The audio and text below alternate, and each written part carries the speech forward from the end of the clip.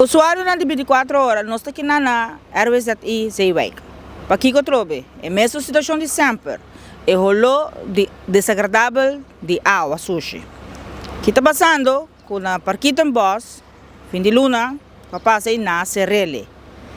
Passar cima largo, o governo avisa que isso aqui será até hora que não por cabo de direita a situação em Nanang.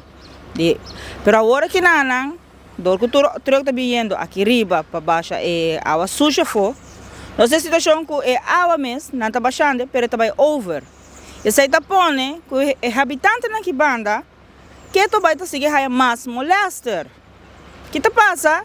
Na mesa está encontrando que mais tem para fazer, porque não pode suportar é rolo. Na casa não quer habiele, pero é rolo desagradável, está molestando. E isso é o que nós volve a é começo de semana.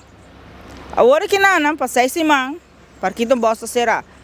Pero, a situação que nós temos, tá que agora que não, o governo do parlamento está buscando maneira para passar tour e papeleo para uma outra companhia privada, estatal.